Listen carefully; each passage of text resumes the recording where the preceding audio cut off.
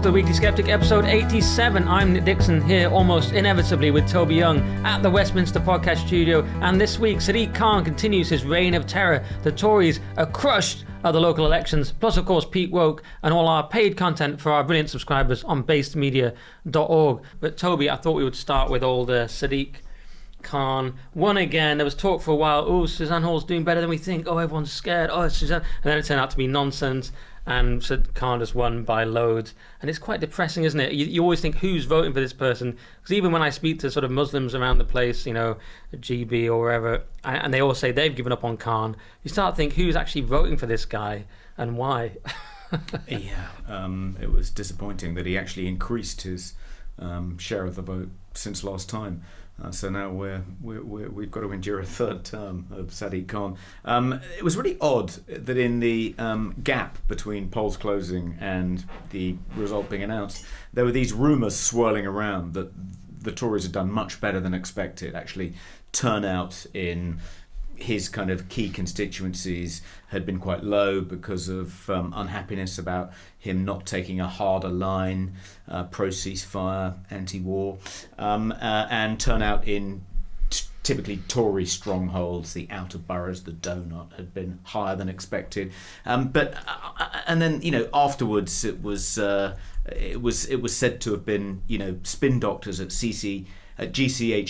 Wait a minute, no, CCHQ, who've been putting these rumours out there. But why would they do that? No, to me, it was you know, staggeringly obvious that it would have been Labour spinning that it was a much closer call than had been anticipated, and the Tories might win. So then it would look like, you know, a newsworthy event when Khan inevitably got re-elected. Instead of people just kind of pricing that in and not talking about it and talking about Labour suffering elsewhere, Labour spin doctors wanted people to talk about it as a great Labour victory, partly to distract from, you know, what were much less clear-cut Labour victories elsewhere, like in Blackpool South. Yeah, and I saw Sadiq Khan posting about it and saying, oh, it's much closer, presumably to galvanise people to actually bother voting. That's what I thought. Well, so it's very odd too, yeah. But after the polls had closed, that's when the rumours really started swirling. Oh, okay. That is really weird. Yeah, I mean, it wouldn't surprise me. Definitely a Labour rumour campaign, not a Conservative. So there was a rumour that it was a Conservative rumour, and you're saying that's false. I think that's false. Why would they circulate that rumour? It's obviously going to make them look ridiculous when it turns out he wins by a higher margin than before. Couldn't it just be more Tory incompetence that they just? I suppose it's possible. But it's a very short-termist strategy. We'll look good for like half a day, and then we'll be crushed. Maybe it was partly to kind of help crush any kind of burgeoning rebellion against Sunak. You know, there was that story on the day the kind of election results were published, but before the mayoral election results came out, in which, you know, the plotters gave up and went to the pub. That was the story, yeah.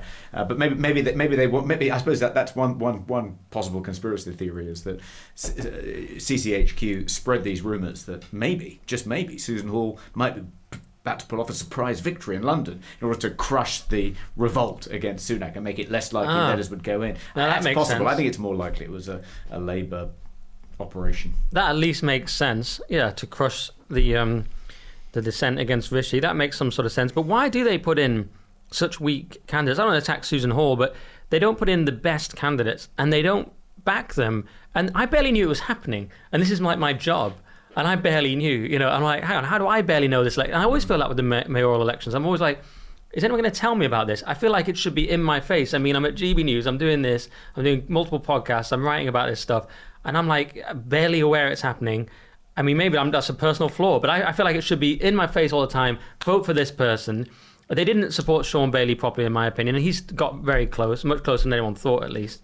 And again, Suzanne Hall, I mean, they actively didn't like her, but they liked the other candidate who had the minor scandal, which knocked him out. So maybe that's the explanation. Yeah. But I always feel like, put in a stronger candidate, back them properly. I'm left with the very simple explanation that the Tories want Sadiq Khan. That's what I'm left with. I'm like, Occam's razor, the purpose of a system is what it does, various other little phrases you can rely on. I'm thinking they just want Sadiq Khan because he's vaguely in line with them, or I don't know, that's my conspiracy theory. Or maybe they think he's a bad advertisement for kind of Labour in power because he's doing such a terrible job of running London. Right, that's possible.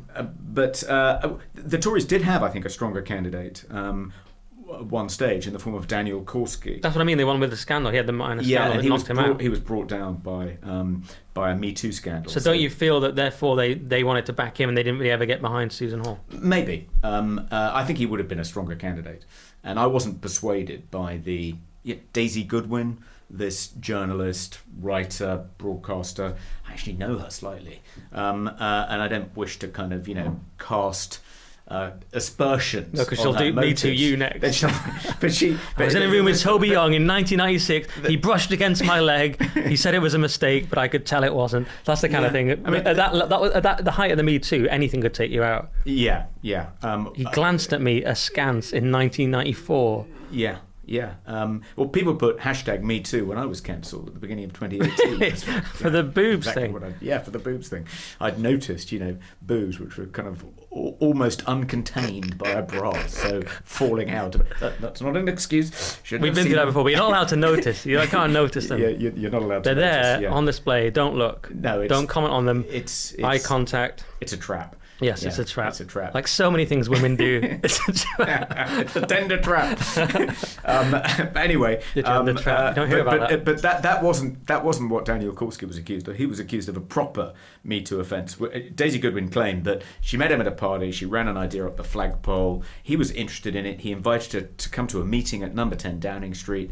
They had a meeting, and at the end of the meeting, when she got up to go, he marched up to her and sort of squeezed her boobs. And she was sort of shocked and embarrassed and humiliated, but didn't talk about it afterwards. But then decided she felt she had to kind of reveal this, hold him to account when he was emerging as the favourite to be the Tory mayoral candidate in London. But it just sounded to me slightly incredible that that someone who worked at number 10. Someone educated, relatively sophisticated, intelligent, politically astute, someone who'd reached that position would think that would be an acceptable pass to make a woman in her 40s in 10 Downing Street. It just struck me as not that plausible, not that credible an accusation, but maybe he did. I mean, I suppose it's possible. I don't want to make any legal claims. This is all satirical content, but it's on that line where it's so absurd that how could you make it up? Versus so absurd that it simply couldn't have happened. Yeah, that's true. You know what I mean? Yeah, that's it's true. Such a weird. It's so weird. At very least, you find it hard to believe it was a full-on squeezing. Like maybe it was a brushing or a touching. That's still quite bad. I had this conversation. I would never do any of these, by the way. I'm always defending these people, doing things I would never do. Yeah, interestingly, my wife asked when we were discussing this at a sort of dinner party on Sunday night. My wife said, "Well, did he go to public school?" Because she thought if he had, then she would not put that past him. Oh, really? Whereas he's you and I Danish. went to comprehensive, so we know better. I don't know what these Danes do. He's Danish. Maybe he shouldn't be mayor if he's Danish. Anyway, that's my kind of viewpoint on things. Send them back to Denmark. But it's such a weird thing to go up and just randomly squeeze the water. Anyway, that boob squeezing, whether it happened or not, it's like a kind of sliding doors moment. We end up with Sadiq Khan again. It's funny, you could do a film and go all the way back to that moment, and that is like a kind of the butterfly effect that creates Sadiq Khan's, third term, is it? Third term. How many years is that? At the end of this third term, it'll be 12 years. Yeah. Incredible. All because a man may or may not have squeezed someone's breast in 1997. Shocking. Anyway, sorry, I sort of derailed it there. What were you going to say? Well, that was I thought an entirely predictable result. I mean, no one really thought Susan Hall was going to win. Certainly not the Tory party. Very few of whom actually came out and supported her. I mean, she had very little support from the centre. I don't recall Rishi campaigning with her. Maybe he did do a couple of campaign stops, but it felt like they just kind of hung her out there and weren't giving her much support because they'd written it off as an inevitable Labour victory. Nothing they could really do. So to me, that didn't feel like a surprise. I think there were other more surprising things in the local elections. So the success of the independent and green Muslim candidates in kind of Labour strongholds, the extent to which Labour hemorrhaged votes to those candidates in constituencies with large number of Muslim voters in them. The success of, what they call Muslim vote, and their subsequent 18 demands. They've effectively said, you've seen now, Keir Starmer, what we can do. We've won seats in places like Oldham, and we can do even better at the general. We'll support this candidate who's running against Wes Streeting in his constituency, which has a lot of Muslim voters in it. We can do serious damage. We can deprive you of your victory if you don't apologise for what they call green lighting the genocide in Gaza, and meet these 18 demands. I've got some of the demands if you want to see them. Yeah, I don't actually have it starts at 4 for some reason. Lawrence Fox posted it. Maybe he starts counting at 4. It's travel ban on all Israeli politicians that prosecuted this war and support illegal occupation, end military ties with Israel, issue guidance that Muslims are allowed to pray at school, implement findings of People's Review of Prevent, not Shawcross, I don't really know enough about it, you probably do, remove extremism definition Gove introduced. They put Gove in without a capital letter, which makes me wonder if this is real, but probably just I how think they've it done is real because Yeah. actually that, according to that definition, I think several of the groups that make up the coalition that is Muslim Vote would be banned from participating in public life. Right. And I think one of the groups he actually singled out, it's like the British branch of the Muslim Brotherhood, as a group that would be banned under his new extremism definition. Not banned outright, but banned from participating in public life. So I think it would mean that candidates endorsed by Muslim Vote, if this extremism definition, is accepted. Yeah, I found them now on the Independent. So, yeah, so apologise for your comments greenlighting a genocide. This is to Labour. They've addressed it, and for not backing the ceasefire in October 2023, sanctions on companies operating in occupied territories, sanctions on settlers, recognise Palestine as a state. Then it goes into the ones I mentioned already: travel ban on Israeli politicians, military ties, guidance about praying, implement findings of People's Review of Prevent, remove the extremism definition that Gove introduced. This one's capitalised. I think the original wasn't, though. The Independents helped them out there. Commit to full implementation of Royal Charter media regulation. That's an interesting one, isn't it? That they're essentially saying full Leveson. That's a demand. It's like, why are they in favour of media regulation? They think that that's going to make people more sympathetic to the kind of Palestinian cause, less likely to be quote unquote Islamophobic. Well, they want propaganda. And they think it's going to be on their side. It's actually a really good argument for not implementing Leveson's recommendations. One argument against that is, well, activist groups, lobby groups will be able to weaponise the new official press regulator, the state-sanctioned press regulator, to suppress criticism of their cause, their group, in the media. And they're clearly that's what they believe it will enable them to do. I mean, we need to get real about how they're playing politics. Commit to a review of public sector equality duty. That's a weird one. I wonder what they're thinking about there. I don't know. Increase council and public health funding for the 10% most deprived areas in the country.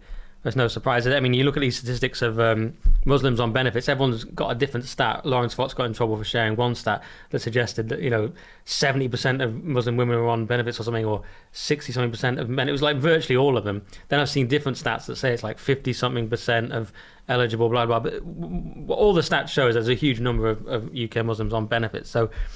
Deliver alternative student finance, ensure Sharia-compliant pensions are available at every workplace. This is full-on Welbeck submission. So the 1/3 of Muslims without a pension get one. Ensure insurance quotes don't cost more for someone called Mohammed. Surely that's already the case. Commit 7% to the local government pension scheme, public sector pensions to ethical and Islamic funds. That's a weird one. Again, that's just like a straight-up shakedown, isn't it? It's like, give our groups money or we're going to run candidates against you in the general election campaign and deprive you of an overall majority. I mean, that was a little too transparent, I thought. It was like, surely, guys, you could dress that up a bit They better. don't strike me as being that worried about transparency.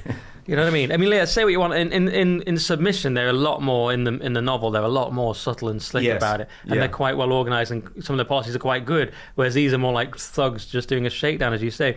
17, oppose boycott, divestment and sanctions BDS bill, kick it out of law. 18, remove the archaic spiritual influence offence from statute. Oh, that's interesting.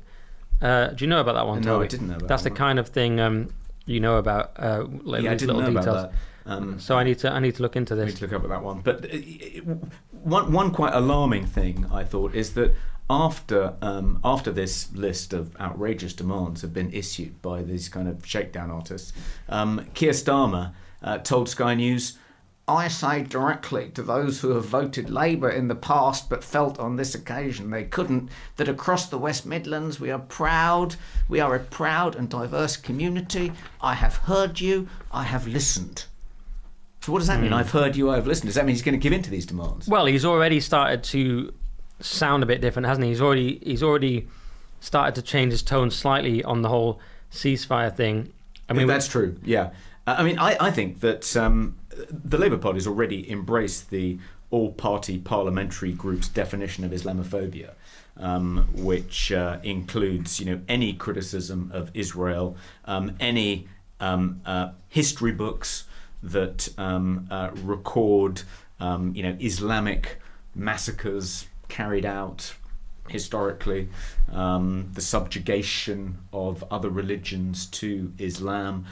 All of that will have to be banned. It'll be defined as Islamophobia if it becomes law. If a law is passed outlawing Islamophobia, making it a criminal offence to be Islamophobic. And I think that is, in fact, something that Keir Starmer might do.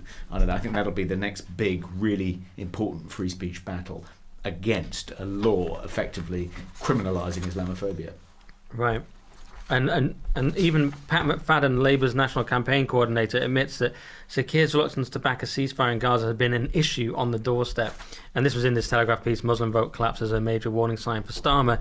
And he went to Harlow twice trying to get the Muslim vote, which people are saying they remain unconvinced, but he was really making a big effort with them. Yeah, it's very disturbing. I mean, I was watching a thing on GB with Farage talking to a guy saying, Muslims, when they've been here a while, they adapt and their voting patterns become about general issues rather than purely Islamic issues. I find that personally naive. He may have some stats behind him, but I find it... Oh, I remember what that spiritual influence thing is now. Yeah, I've got it up here. Yeah, what it is it's a law preventing priests from telling their parishioners how to vote. And that's been extended to imams. So they can't tell, Muslim religious leaders are not allowed legally to tell their members of their community in their mosques how to vote. They want to end that.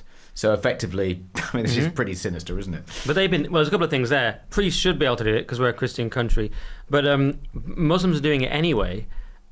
The mosques sent out, messages like "Don't vote," take away the vote from Starmer. This is well known, so they're doing it anyway. They're just saying, don't take us to court. Prosecute us for breaking this law. Because they're obviously all doing it anyway behind the mosque door. I mean, whenever we see a video of stuff that goes on behind some of these mosques, it's always pretty shocking. But not all of them, of course. Let's talk about is it Mothin Ali?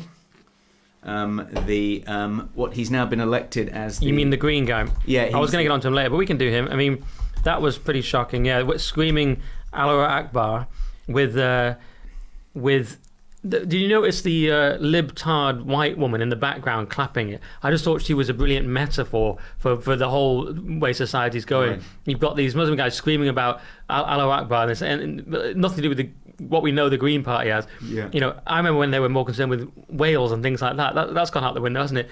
The safety of Wales and stuff. And now it's more about, jihad. And then there's a woman in the background, if you look at the clip, just clapping up, thinking, yeah, this is going to go well for you. And then they all kind of ignore her and sort of circle, like, get in her way. And, like, you think, yeah, white woman, how well is this going to go for you, white liberal woman clapping, not just metaphorically, but literally clapping Islamic potential extremism on the street? It's not going to go well for There was quite a funny clip I saw on X around this time of a kind of earnest, right-on BBC female presenter / documentary maker in a kifaya, sort of headscarf, dressed like a kind of subservient Muslim woman, talking to these two Taliban members and sort of saying, but you wouldn't stop women going to school, would you, or standing for Parliament? That's not part of your agenda. And they burst out laughing. And one of them is literally doubled up in laughter and says, I think you better stop filming, Yeah. So of course women wouldn't go to school. Why are you even talking to me? Stop addressing me. Stop looking at me directly in the eye. These people, what do they think is going to happen? It's so stupid. The libtard white women of the world. I was going to ask you actually, because you just recently reread Submission. Yes. Do white liberal women kind of voluntarily convert to Islam in the way that these students have been at American Ivy League universities at the kind of Tentifada protests? Well, it's interesting.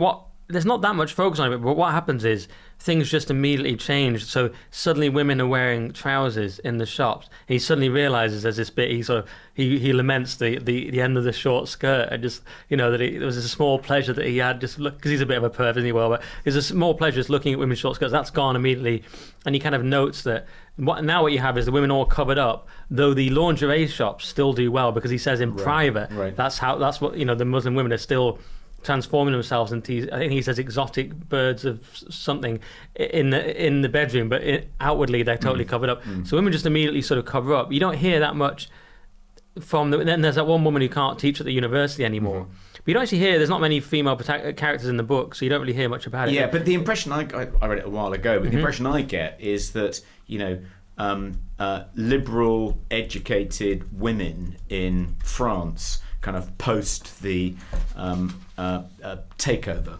post the revolution, are kind of browbeaten into going along with it. They're not doing it completely voluntarily.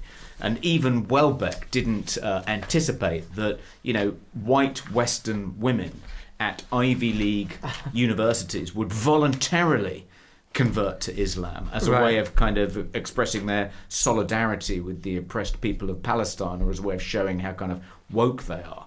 That was, I think, even the most sophisticated satirists of our age didn't anticipate that.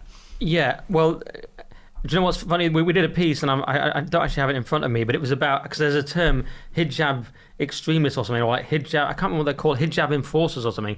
And it was a piece that it is in Iran, but there's these women who go around enforcing it, and they report the other women to the morality police if they see fitted trousers, was the quote. So they're just going around spying, looking for fitted trousers, going, we must stop these sluts, their words not mine. And then they stop the men, they say like the men shouldn't like it, they should be punished as well, and they just grass everyone up. Isn't it incredible? So you've got those people. I mean, I wonder if these white women at Harvard and Princeton realise that once you've converted to Islam, if you then become lapsed, if you leave the faith, you're an apostate, and the punishment for apostasy in the Quran is death. Yeah, it's not good. This is, by the way, that story was Iran's hardliners employ female hijab enforcers to spy on bareheaded women and bundle them into vans for interrogation and news crackdown. They're just saying, trousers, no hijab, get in the van, basically. Isn't that incredible? That's what they want here. Yeah, that's what there's no end to the naivety and stupidity of white liberal women. I'm sorry to say it, because I hate to have a go at them, but they, because I'm always saying there's this anti-white racism. Well, they care. They care about the vulnerable. It's an excessive compassion. We always have this issue. I mean, white people in general have this. This is controversial, but they're the one group that has no strong in-group preference, and in many tests they have a slight out-group preference, if anything, or they're indifferent. So every other group around the world is just looking after their own interest, very aggressively in some cases, as we've seen with the 18 bullet point list. That's what everyone else is doing, and Israelis are doing it, and people are very, Jewish people are very strongly sort of Zionists are doing it, and I don't blame them. But where white people are the one group not doing it, and let's see how that's going to go. Well, the Muslims are going to come in and vote along ethnic lines, and all elections are now going to be along ethnic lines. It's already happening. The Rotherham vote was basically that. That's basically what it was. Not the Galloway one, the other one. Anyway, I don't know. I'm getting my votes confused. But where was it where the independent guy ran against? In the locals. Yeah. Anyway, I can't remember. It's from a few months ago. That was said to be along ethnic lines. Do I mean Rochdale, Rotherham? I may be getting my facts wrong. But you'll see more and more. This is what will happen. But this guy on GB News with Farage was denying it, saying Muslims assimilate and then they just vote according to issues. I don't think this is going to happen. I think more and more it's going to go the other way, that everyone's going to start voting basically along ethnic lines, whether they admit it or not. Of course, with the exception of the kind of ultra-libs who will vote against their own interests. But don't you just see that the bleak way it's going to go is just ethnic voting? Well,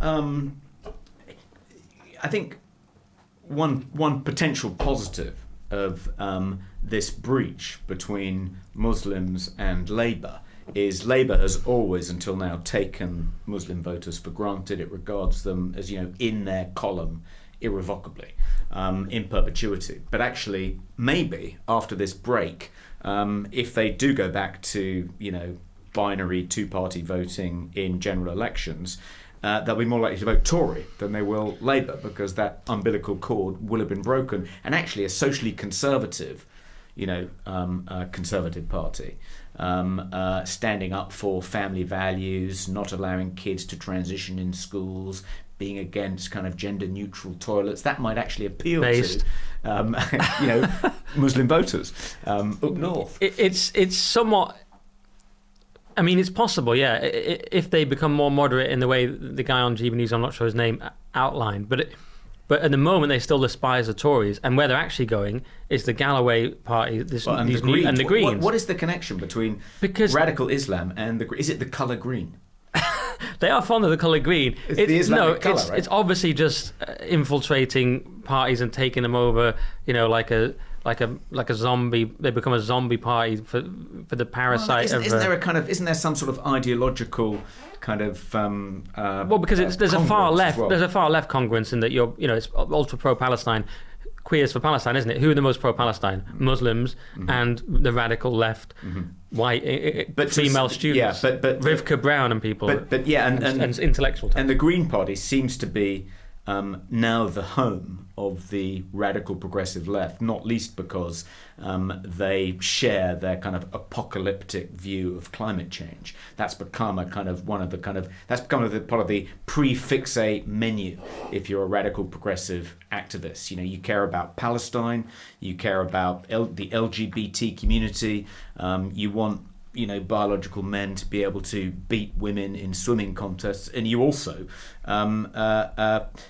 you care about the future of the planet. That's why Greta is, out there on all these pro-Palestinian protests, to some people's kind of astonishment. This cluster of issues seems to be the kind of, the nexus around which young progressive radical activists are kind of revolving. And so it sort of makes sense, therefore, for these radical Islam kind of types to be in the Green Party. Mm-hmm.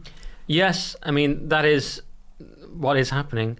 It makes a certain sort of sense, but obviously it makes no sense in the other way, that they'll find that they care about the LGBTQ rainbow, and that's why they're going to come up against... We could get on to Galloway at this point. Yeah, we could get on to Galloway. I was going to save him for the... I was thinking about saving Galloway for the X-Files in the paid section, but I guess we should talk about Galloway because it's so relevant. Because they are going to go to Galloway. That's one big place they're going to go, to Galloway and similar type people. But there is the strange contradiction of Galloway, and we saw this tension exposed this week with this clip where Aaron Bastani had Galloway on Novara Media, and there was a clip going around about, about what people are teaching in schools, and he's saying, I wouldn't want my children to learn there are 72 genders, but he also says, and I wouldn't want them to learn that homosexual relationships are the same as, or did he use the word equal, to heterosexual relationships, and they shouldn't be learning that. And of course, this stunned Aaron Bassani, had to write hand-wringing pieces about it, saying, what he said stunned me. Really? Because it's basic social conservatism that the left always had. It's also, he's obviously aligned heavily with Islam. And he's pandering to his new constituents. Yeah, so that's the other reason. But also, it's just what everyone thought until 10 seconds ago. I mean, Danny Kruger got in similar trouble last year's NatCon, talking about the normative family. Of course, there has to be... He said normal, didn't he, Galloway? He used this word normal as well. There has to be something like... I'll just get the exact quote, but there has to be something about the normative family in culture, and that these things are not necessarily equal. It doesn't mean that another one is evil, but how can the gay relationship be the same as the heterosexual relationship that's meant to rear children, which we found is the best way to do it? And all kinds of people fall outside of it. I fall outside of it just because I'm a weirdo, as people like to point out in the comments. Even though I've had relationships, they've not worked. Many people fall outside of it. So I advocate things that are not about me. I've not got a family, but I still advocate that as the best way. And I know gay people who are smart enough to go, I'm gay, but I don't expect that to be the centre of culture. It was okay when it was we don't want to be persecuted, like Alan Turing. That's horrific. But we don't have to be the centre of culture, because that can't work. And then people just say, well, the gay people have children now. Like Lewis Goodall, is that, was it good? Wasn't it that guy got him on the LBC show and grills Galloway about it? Like, how dare you say this? You've gone against libtard, current thing, group thing. And Galloway was there to talk about local elections, so he hung up. But the idea of this outrage, this terrible view, and gay people have children now, it's like, yeah, they do with a surrogate, and it's a bit strange, and you can't claim that's the same as a heterosexual, what Kruger said, normative family. This is not a hateful claim. It's just saying 2 + 2 = 4. That's my take. It was quite funny, him hanging up on Lewis Goodall and Lewis being completely gobsmacked. I'm here to talk about the local elections, you snivelling little poofter. Bang. I'm not sure he said that. But, don't think he used that phrase.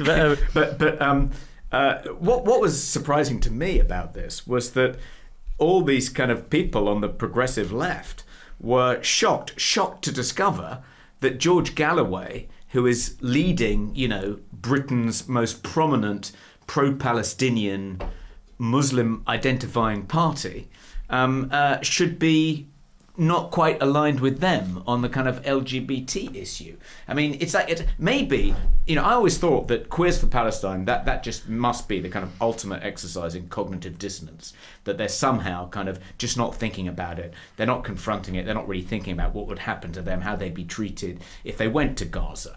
I tried to meet with Hamas. But maybe they just don't know that, most Muslims aren't completely aligned with them when it comes to, the acceptance of LGBT people. I mean, maybe that... Otherwise, how else do you explain the fact they were completely gobsmacked, totally shocked? I mean, genuinely shocked to discover that George Galloway wasn't, Peter Tatchell. Are they shocked? Yes, good question. Are they pretending to be shocked because that's what one does in the neoliberal regime? Oh, I can't believe you think this different thing to the current Blairite group thing. Or... are they that stupid? Yeah, it's a good question. And it's a good question. They're going to get a big shock. I mean, I'm just going to convert. I'll be fine. I'll have the multiple wives. Won't have to treat them well. Do you think if you went down to the Harvard campus... I don't know how it works. I'm sure they're treated very well. That would have been quite funny if a frat boy stunt, you put on your keffiyeh and, your white kind of long dress and they're not called dresses, are they? But anyway, shalwar kameezes. Anyway, you go down as a sort of Muslim potentate with your bare feet and the rest of it, and you walk onto the kind of into the tent camp, and there are these kind of fantastic, kind of gorgeous blonde shiksas who've just converted to Islam and say, okay, I want you to be my wife, and you, and see how they'd respond, saying, I'm not going to marry, I'm not going to share you with somebody else. Like, oh, you don't understand our religion, but you just converted. That's offensive on so many levels. Plus, you don't have a choice. He's actually doing the accent, guys. I'm so sorry. Toby's a boomer. No, but it'll be a frat boy doing the accent. I'm not being racist. Even I'm offended by this. I'm not offended, but even I'm thinking we can't get away with this one. I'm doing a frat boy doing an impression as a stunt. I see. To try and take advantage of these credulous women who don't understand. And when they clip that, they'll totally understand the subtle context of what you were doing, Toby. We're going to be in so much trouble. I don't even want to say anything else now because it's going to be part of the same clip shared by we won't clip this Matthew clip. Sweet or something. Yeah, but they'll find it. They always find it. The point is, I'll convert. I'll be fine. Islam's a great religion. They believe in Jesus as a prophet, not as a son of God. We can talk about that, but we can talk about it as if I'm just going to change their mind. Let's have a chat, lads. Look, they believe in Jesus. They believe in God, like me. They're misogynist like me. I'm going to be fine. I'm going to be quite, I'm sure a lot of them are not misogynists. I'm sure it's just different. Point is, I'm going to be fine. It's going to be the libs that are in real trouble. I'm trying to save them from Sharia, even though I'll be fine in it. You know what I mean? I don't like interest. Should we just get George's exact comments? This is what Galloway said. I don't want my children prematurely sexualized at all. I don't want them taught that some things are normal when their parents don't believe that they're normal. And I can't quite get the accent today. When their parents don't believe it's normal. Yeah, that's not it either. I had it once the other week, but I've lost it. There's lots of things that are not normal. Doesn't mean you have to hate something that isn't normal. But if my children are taught that there's whatever the current Vogue number is, 76 or 97, or whatever the number of purported genders that exist, I don't want my children taught that. That's all he said. And there's a clip going around, which I pointed out to you must be from the past because it's talk radio, not talk TV. But he must have been in trouble before because he's there on the clip going, I've been to gay clubs with the village people throbbing out YMCA within earshot of Lenin's tomb. So, he's just there saying, hey, I'm not homophobic. I love the gay clubs, but it's just not what should be taught to my kids because it's filthy and wrong. Is that right? No, because it's just not the norm. I don't know what the context of that clip was. Presumably he was accused of being homophobic in the past, and he was trying to kind of... It's going to keep coming up. Set out his... Because he's a lefty and he deals with all the lefties who are into this stuff. Yeah. But he's a social conservative lefty who also is aligned heavily with Muslims, so it's always going to keep coming up. But this is even a division amongst your SDP lefties, your Paul Embry. I don't know what Paul Embry thinks about the gay relationship, but the idea that the SDP socially conservative old left, this is a constant battle they have with the new left. That's why they can't get on board with they don't get on board with the rainbow flag, do they? So that's always a tension. But there's an extra tension with Galloway because he's also got this Muslim connection. Yeah, I would have thought that's why he was saying what he said. He's well, he obviously just believes it though as well. Well, I think. Well, I don't know, does he? I think so. Well, I think he's just pandering to the people who voted for him. I think he both believes it and is pandering. I don't know. Can both be true? Yes, they can. All right, but I think this. So let's knit this together into the broader issue of what we think the implications are of the local election results for the general. And Rishi tried to spin the local election results as disappointing for Labour. I mean, he admitted that it was a bitterly disappointing result for the Tories, but said Labour shouldn't be celebrating because if you look at the analysis done by Rawlings and Thrasher, two kind of doyens of thesology at Nuffield College, Oxford, who specialise in data crunching local election results, they said if this result was repeated at a general election, Labour would fall 32 seats short of an overall majority. And so that Rishi then said that means that if a vote for Labour is a vote for a coalition of chaos. Keir Starmer propped up by the SNP, the Greens and the Lib Dems. And he was widely ridiculed for trying to spin what was clearly a disaster for the Tories in this way. But I think actually, it's not completely incredible. I mean, of course, I think the probability of Keir Starmer winning an overall majority is significantly higher than 50%. But the odds you can get on that now, like if you bet on no overall majority, you can get 13-2. And I think that actually the chances of a hung parliament have been underpriced. And one of the arguments that John Curtis, the kind of polling expert, made when he was ridiculing Starmer for analysing the results in this way was that, of course, smaller protest parties like the Lib Dems, the Greens, some of these independent candidates, they're going to do better in local elections and they're going to take votes from Labour. But during general elections, the people who bleed away during the locals to vote for those smaller progressive candidates come back into the Labour fold. And he also said that the fact that the Tories didn't do as badly as everyone was expecting, I think they got 26% and Labour got 34%, something like that. It was 35%, 27% nationally. He said the fact they didn't do as badly is partly because Reform only contested 1 in 6 council seats. But at the general, Reform have said they're going to fight every single seat.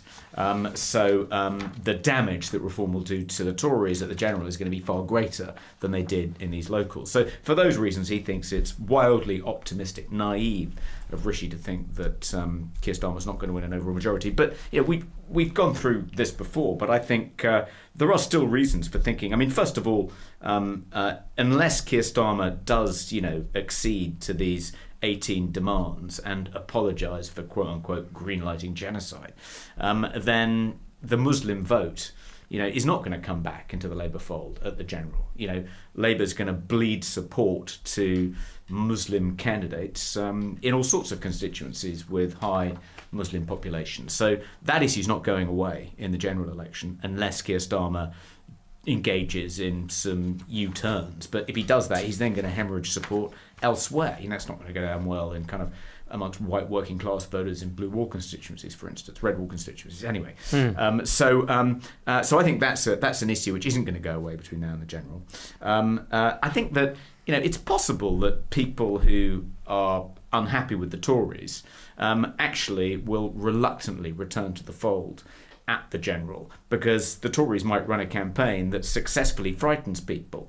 They'll say Keir Starmer's a kind of spineless ditherer who's going to be held hostage by the hard left. He's going to be bullied by the trade unions. He's going to be terrorised by our enemies across the world.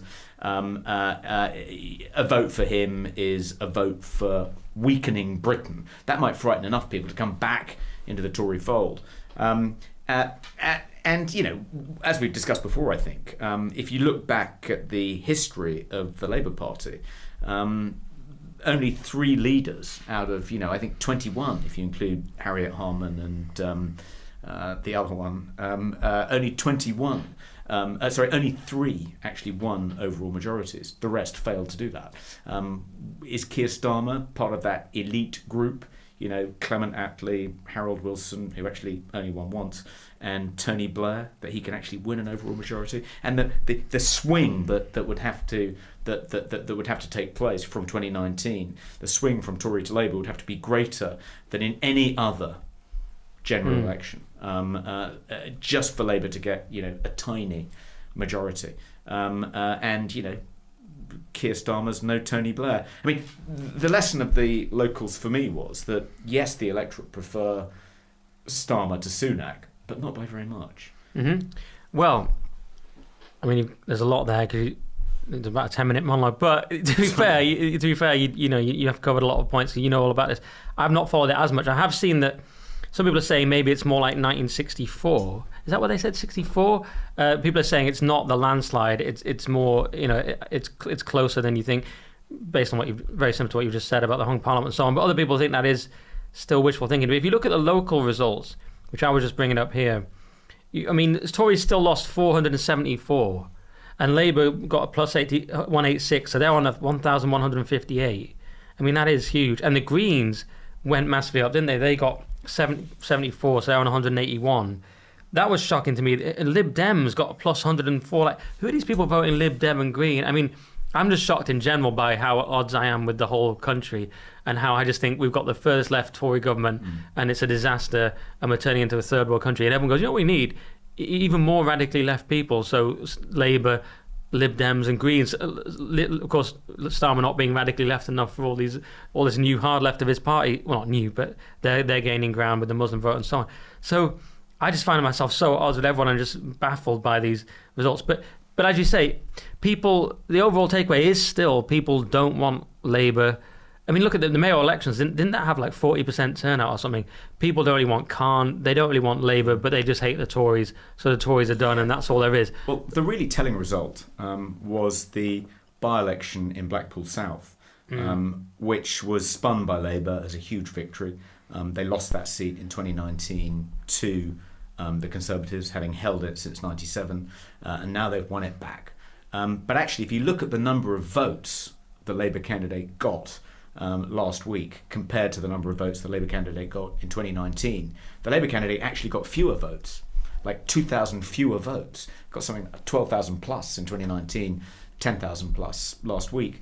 But they won the seat because the Tory vote just completely collapsed, and Reform, who did field a candidate, did quite well. But that suggests no real enthusiasm for Keir Starmer's Labour Party, at least not in Blackpool South. And, people think that we're on the eve of a 97 style Blairite landslide.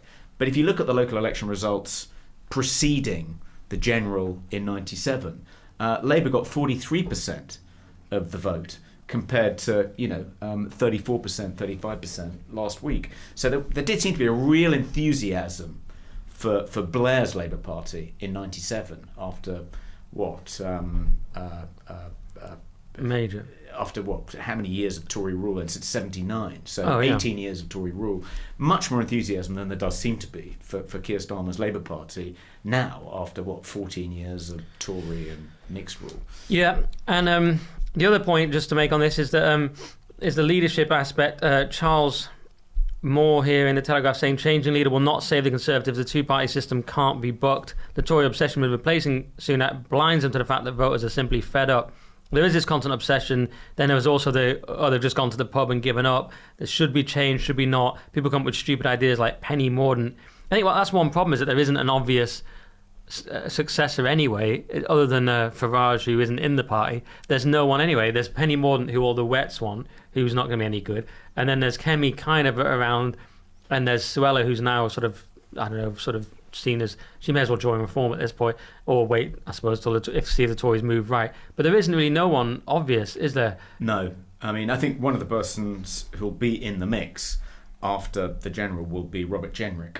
Oh, yeah. Sort of coming up fast in the sort of outside lane. But I think at this stage it looks very unlikely that there'll be any sort of leadership challenge. I really do think the plotters have given up. And Frost wrote a piece more, I think he was pretty much saying they'd given up. I mean, I could be misquoting, sorry, David, if I'm getting that wrong, because actually I haven't read it. I just saw him post about it on Twitter. Did you read it? David Frost's piece? No, don't think okay. so. And then Suella has got a piece here. Despairing Suella Braverman urges Rishi Sunak to change course. But I think she as well was saying that it's too late to actually change leader. But she means change course as in stop being a crap lefty party. There's no disguising these results. There's no disguising the fact that these have been terrible election results. And for the Conservatives, and they suggest that we're heading to a Labour government, and that fills me with horror. At this rate, we'll be lucky to have any Conservative MPs at the next election, then we need to fight. Yeah, but, I mean, she said the leadership change, I don't think it's a feasible prospect right now. We don't have enough time, and it's impossible for anyone new to come and change our fortunes, to be honest. There's no Superman or Superwoman out there who can do it, which is pretty much what I just said. So they're in a lot of trouble. Andy Street, he was sort of thought of like this old sort of decent Tory, but he lost as well. And that was because was that due to Reform that he lost? I think in part, Richard Tice made what sounded like a mistake. He was claiming it. Yeah, he bragged that Reform had effectively unseated Andy Street and allowed Labour to win. But that's the kind of Tory line on Reform. A vote for Reform is a vote for Labour. So he seemed to be confirming that line, which in the past he's disputed. Yeah, maybe not the smartest thing. In a way, he's saying, look at our influence, we're dangerous, you've got to listen to us. On the other hand, they're saying it's not a vote for Labour. Yeah, so mixed messaging there. But there is a bit of mixed messaging in Reform. I interviewed Ben Habib. It's a good interview. People are loving it on the Current Thing podcast. But there is I can tell there's even difference between Habib and Tice. I mean, Ben doesn't use the phrase net zero immigration. He obviously doesn't like that phrase, right, and also thinks it implies too high a number, because, of course, if 400 to 600,000 emigrate, then that still means you're bringing in potentially that many people, even with net zero. Mm-hmm. So he thinks that's too high. So that's quite a big thing that they don't agree on. There's quite a lot. I sense there's things they don't really agree on. So Reform need to sort themselves out. I mean, they did all right in the locals, didn't they? They got some little wins. They did okay where they stood, but they didn't. They only fielded candidates in 1 in 6 council seats. Yeah. One interesting thing, one minor point to make about all this is that the Greens selected, ran various radical Islamic candidates, including, the guy we've talked about. And there was no scrutiny of that at all. I mean, compared to the scrutiny by Hope Not Hate of Reform's candidates that it's selected to fight general elections, where's the scrutiny of these Green candidates? And according to Guy Adams in the Daily Mail, the Allah Akbar guy, Monith Ali, who is now Deputy Mayor for Policing in wherever it is, Yorkshire somewhere, he hounded the rabbi at Leeds University, a rabbi who's now been forced to go into hiding because of the campaign of kind of hatred whipped up against him because he served in the IDF, like all Israeli citizens. He was an IDF reservist, who aren't over 65 or whatever.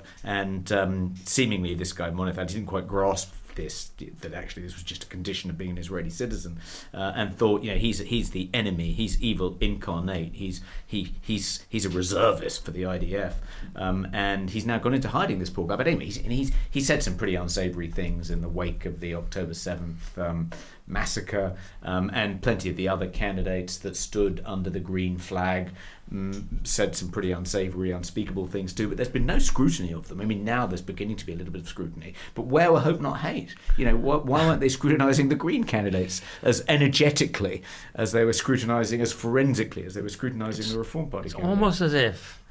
Almost. It's almost as if there is a disingenuous far-left activist organisation, Toby, that turns a blind eye to leftists, but not anyone vaguely on the right. and treats them much worse. Surely not. They're a politically neutral organisation. Well, I thought it was about hope. Funded by the taxpayer. Like you, Toby, and like Sangeeta, who is, I don't know, apparently has gone from LBC. I thought they were just purely about hope because it's in the name. Yeah. And it's in the name. It's in the name. People have said, look, it's in the name. It's literally hope, The guys. clue is in the name. Literally hope. They're all about not hope. hate. Yeah. It's guys, come on. I think they just must have missed these haters. They missed standing for the Green They've Party. been busy doing so much hope. They missed all the hate. They missed that hate. They've been smoking too much hope, perhaps. They've been so much on the hope. Because it must be hard to get the balance of the hope versus the hate. They've been all hope, and they've missed a little bit of hate there. But as soon as they get it, they'll run campaigns to get that guy sacked from whatever the heck he does, probably on benefits. They do talk a lot about the far right and how they represent a threat to democracy. Which is everyone. Which is even if you want to have children now, you're far right, as we discussed last week. But weirdly, the hatred that emerged in the local elections wasn't really on the far right, was it? No. I mean, the BNP weren't really... Unless you say that Islam's far right, which I've heard some people say. Okay. In which case I'm like, maybe I could get on board. All right, well, that is pretty much the local elections dealt with, and we've said lots of controversial things that will be clipped by our enemies, but not hope, not hate, because they're just swell guys who love hope. But now, Toby, I believe we have an advert. We do, yeah. We've got an ad from our loyal supporter, Thor Holt, and this is a personal note from Thor. I wasted decades trying to fit in. Now, I embrace my weirdness. Weird meaning unusual and difficult to explain. My parents named me Thor to help me fit in with the Viking Shetlanders. Shetland was pawned to Scotland by Danish King Christian in 1468 to pay his daughter's wedding dowry. Anyway, my friends had Scottish names, and over the years I've come to know that my name doesn't matter. My weird creative self is what people value. For example, one of my clients, Rob, an engineer, ended up selling his company for $1 billion, but money wasn't his priority. His guiding value was effective communication. Rob took input from creative coaches, including me, on storytelling and presenting throughout his career. He once told me that communication ability was a #1 priority for winning at life. From his initial promotions to MBO finance deal, his later pitch wins, and then the market differentiation, which led to his $1 billion business acquisition deal, communication was key. Now semi-retired, Rob still refers people to me, his weird coach, because he knows I can help them win too. Get in touch at growthpresenter.com. That's growthpresenter, all one word, .com, or connect with me, Thor, on LinkedIn at linkedin.com/in/ThorHolt. That's linkedin.com/in/ThorHolt. All right, well, thanks to Thor. Now let's do everyone's favourite section. It's Peak Woke. So, Toby, it was a little bit of a barren Peak Woke week this week compared to some of our bumper weeks, but you've got a couple you want to kick off with, maybe? Yeah, I think the local election news pushed a lot of the usual kind of Peak Woke stories out of the Telegraph and the Times, so it was quite a slow news week for Peak Woke. Slow woke week. But luckily, some Oxford and Cambridge students have come to our rescue in a not particularly original move. They've decided to set up camps in various green spaces in Oxford and Cambridge to protest against the ongoing war in Gaza. But they're making no effort to disguise the fact that they're allying their anti-war stance with a kind of wider woke agenda. They've set up one of the green spaces where tents have been set up is right outside the Pitt Rivers Museum, which the students are claiming, quote, holds a disturbing hoard of artifacts stolen from colonized peoples across the world. They've made 6 demands of the university authorities. They've named their camp a liberated zone. One of the demands is stop banking at Barclays, but they're also now and they've said that Oxford men have orchestrated the occupation, and citing Alfred Milner and Cecil Rhodes as evidence that Oxford men have facilitated genocide, which sort of begs the question, well, if Oxford is such a toxic university with this appalling legacy of colonialism and white supremacy. Why did you apply? Did you only just become aware? This is a bit like last week. One of the more amusing stories was Sting and Mark Knopfler writing this letter saying that if the Garrick doesn't admit women, they're going to resign. It's like, did you not know they didn't admit women when you joined then, guys? Is it just been made aware of this? Stephen Fry as well. I was disappointed in Knopfler. You expect, as I said at the time, you expect Sting and Fry to be tools, but Knopfler, I said I bet he doesn't let plectrums into the club, because he only plays with his fingers. It was a ridiculously obscure joke. But I can't believe that Garrett Club stuff. John Simpson was like, we've all saying a thing, if they don't allow women, we're all going to leave. It's like, I think I said... Why did you join in the first place? We joined to reform things from the inside. Yeah. I think I said I'll be holding my breath to wait and see if some elite twat men let some elite twat women into elite twat club was my comprehensive school take on it. Anyway. Yeah. Well, I mean, look, I don't mind these clubs, but my rule is I won't join any club that allows women.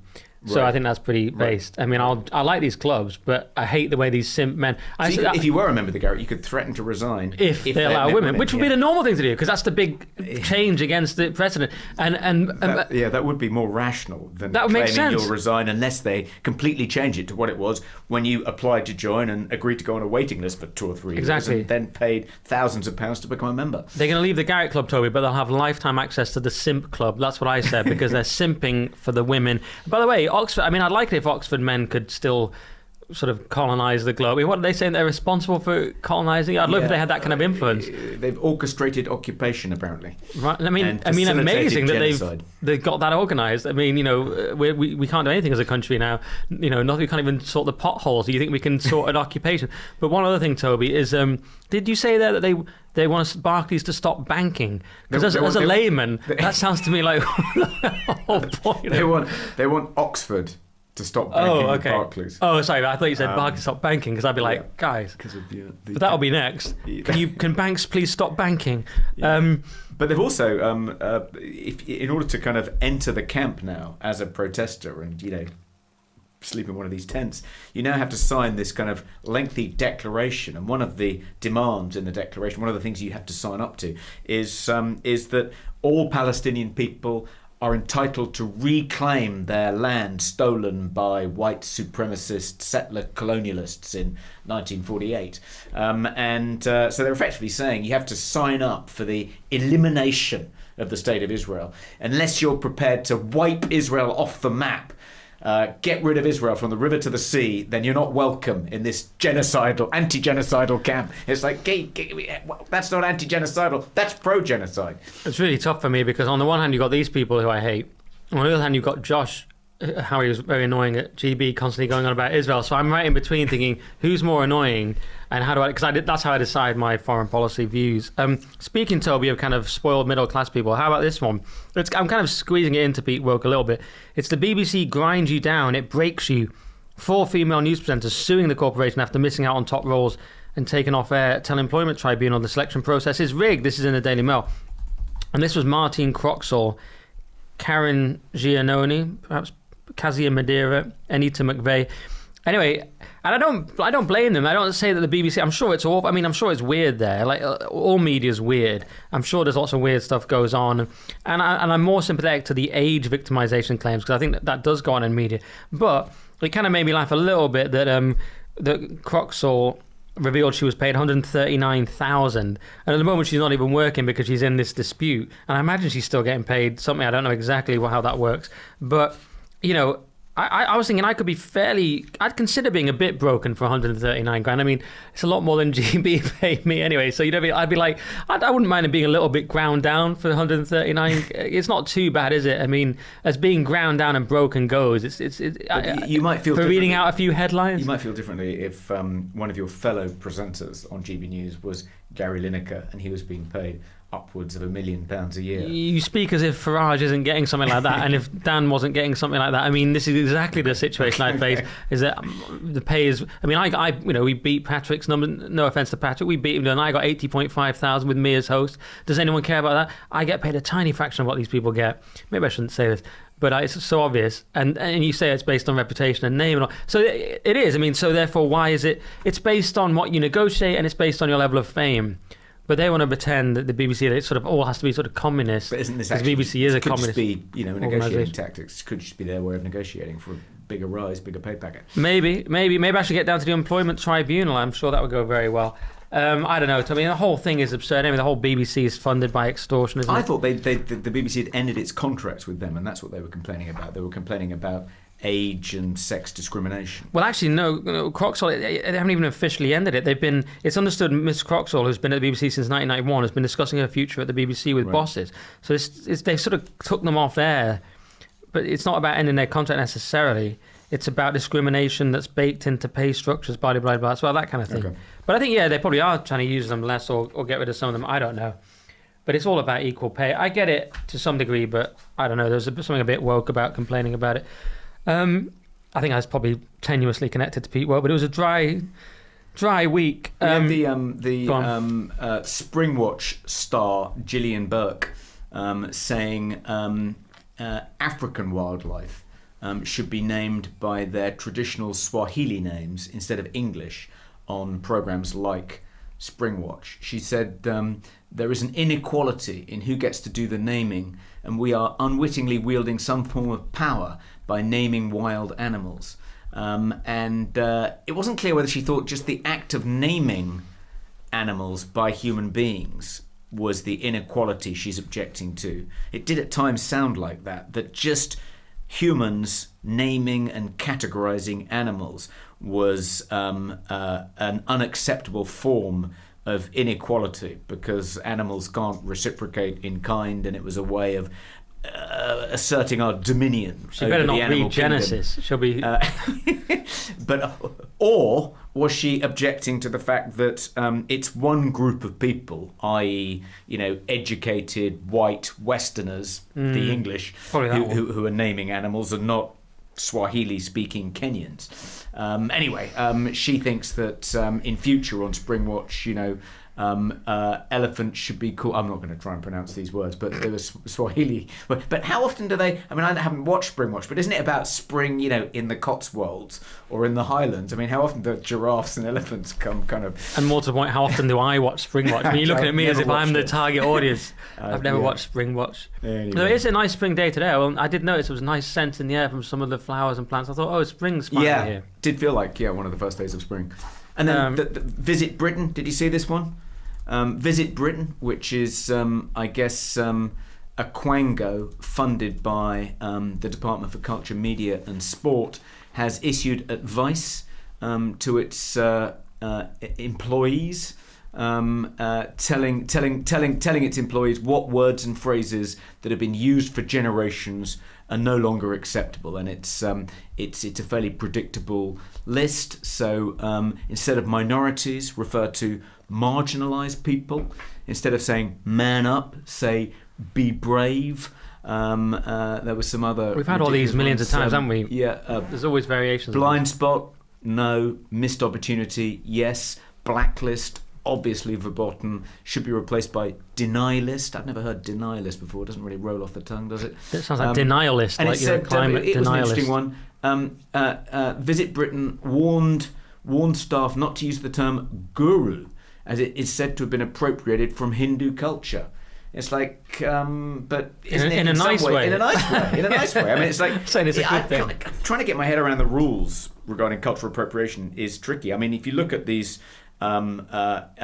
protest camps that have sprung up around Ivy League universities in Oxford and Cambridge, all the protesters are wearing keffiyehs, if that's how you pronounce it. Keffiyehs. I always was keffiyehs. Keffiyehs, like these traditional kind of Palestinian. I'm thinking of someone who's a non-believer. Scarves. And it's like, isn't that cultural appropriation? I mean, I thought, if wearing sombreros is a sin as far as the Sheffield Students' Union is concerned, why is it okay to wear a keffiyeh if you're, a white Western woman? I think I might have just said an insulting term for a black African that South Africans say. No, possibly. Kafir. That's a South African term. We're an absolute minefield this week. I don't know what's happening. We weren't saying that. Oh, good. Phew. I shouldn't have come in. So, how about this one? I don't know. This is sort of Pete Woke. It's pretty disturbing. By the way, just quickly on that, those language changes are always. I was reading Lionel Shriver's Mania, excellent book, and I've got a forthcoming podcast with it on the current thing. But the words she goes, the whole book's about the premise is, what if it was illegal to call someone stupid? And it's a dystopian sort of satirical novel, but she goes through all the things you can't say anymore in the book, and they're so absurd. But then you think they're actually no more absurd than the ones we already have. Yeah. Field Trip, Blacklist, etc. And we hear a new one every week, don't we, from a different company. Anyway, and another thing that happens in her book is that children become suspicious of their parents because their children sort of grass them up. And this has happened here for real at George Watson's College in Edinburgh, which I think costs about 16 grand a term. And it's it can't be 16 grand a term. Well, 16 grand is something. Check it out. It's 16 grand per something. Yeah, I need to check that. Yeah. But I'll find out. But it was anyway. The parents were worried about some of the way the school was going along with the gender nonsense, and then they reported the parents to social services, which is just so Soviet and disturbing. And the school insisted upon respecting the child's wishes to use the masculine pronouns, claiming they had the teenager's best interest and well-being at heart. And when the parents were worried about this, they reported them to social service. I mean, it doesn't get any more dystopian than that. It's not enough that they bankrupt you if you don't toe the line and recite woke trans dogma. You get reported to social services. It is extraordinary. I mean, I imagine it would put a lot of parents off sending their children to George Watson Academy. I think in this case, if I remember the story correctly, the parents had agreed a plan of action with their trans-identifying child, and they didn't want the school to affirm the child's trans identity, and the school agreed to this. They agreed to respect the parents' wishes, and this was agreed in a face-to-face meeting between the parents and the head teacher. And then the school completely reneged on that agreement, and then when the parents objected, quite understandably, reported them to social services. Wow. And the fees, as you say, I'm looking at here, day fees per term, 3,145 to 4,878. But this just shows, so you were right, but this just shows that wokeness, as we know, is partly it's an elite thing. It's at the posh schools and the Ivy Leagues and so on. Yeah. Well, did we discuss this last week? There's something a bit odd about Keir Starmer wanting to impose VAT on independent school fees because they're his natural ideological allies. Yeah. Woke dogma is now much more prevalent in private schools than it is in state schools. As you'd know if you'd met any products of Winchester and Eton and Westminster recently, they're all hyper woke. Nothing worse than a woke posh person, is there? It's. I think the reason you want posh people to be sort of old-fashioned, bit racist. Do you know what I mean? I know there's something. Being not only your kind of socio-economic superiors, but also your moral superiors. That's a galling combination. Yeah. I think that's one of the reasons that Trump is doing so well and got elected in 2016. That combination of the kind of educated social elite. We're not just superior to you in terms of where we live, the educational opportunities available to our children, our healthcare. We're also your moral superiors. Right. You're privileged, and you should acknowledge that. Whereas Trump's not saying that. He's like, No. I'm sort of technically on the elite, but I'm just like you, and I say terrible stuff, and I kind of mouth off, and he's one of the people. Yeah. Anyway, were you going to say something else there? Just on Starmer's natural. I think voters. Why is it that independent schools, the poshest independent schools, have been completely captured? It's partly just groupthink, following fashion, but I think it's also that if you want to excel now in the kind of in these elite professions like law or management consultancy or investment banking or accountancy, being able to speak fluent wokish is like an essential credential. It's like being able to speak Latin, in the 19th century. So the schools are just actually furnishing these kids with the kind of conversational skills they'll need to kind of navigate these unbelievably woke professional environments when they graduate. Yeah, that's a good point. It's very kind of, these schools prepare you for leadership. Traditionally, that's what the Eatons of the world do. So makes sense now. They prepare you for woke leadership. So that's very accurate yet disturbing. All right, well, that's peak woke. Thanks to everyone for listening and watching, indeed. And thank you to... I always look really pale on this, but I'm not quite that pale in real life. Someone saw me at the event and they said, you're more handsome in real life. So just want to flag that. So it's better than the other way around. Yeah, much better. Thank you for listening and watching, everyone. And we're going to go and do some stuff on basedmedia.org. We're going to go and talk about Nick Fuentes coming back on Twitter. So we're doing the spicy content and Farage wanting to go back to America or to America. and the base department, of course, which is the peak woke of the paid section. So subscribe to basemedia.org for £5 a month to get all that. You can listen to my other podcast, The Current Thing, episode with Carl Benjamin. That's 55k on YouTube. Pretty cool. Ben Habib episode out, doing very well as well. You can go to nickdixon.net to subscribe to my Substack, buymeacoffee.com/nickdixon to support me. Much appreciated. And I think that's it. Toby, any plugs from you? You know, apart from encouraging people to join the Free Speech Union and donate to the Daily Sceptic, I just wanted to give a plug to becoming a premium subscriber at basemedia.org. Not only do you get the premium content in this podcast, which we're about to go on to do, but you also get the premium content in Bombshells, the other podcast now that we've put on basemedia.org. And rather irritatingly, Bombshells is doing incredibly well. So they interviewed Amy Gallagher a couple of weeks ago, put the free section on YouTube, and that's now got up nearly 300,000 views, which is in one way it's great. It's great that this podcast we've launched is doing so well, but on the other hand, why is it doing so much better than us? It's a bit of a mystery. I can think of a reason, but I can't say it without doing a microaggression. I think it may partly be because they're easier on the eye, but they also produce a great podcast. So check that out if you haven't seen it already. And if you subscribe for as little as £5 a month, not only do you get our premium content, you get their premium content too. There you go. And I think that's pretty much it. So thank you very much. We'll see the basemedia.org people in a second, but for everyone else, thanks again. And until next week, stay skeptical. Stay skeptical.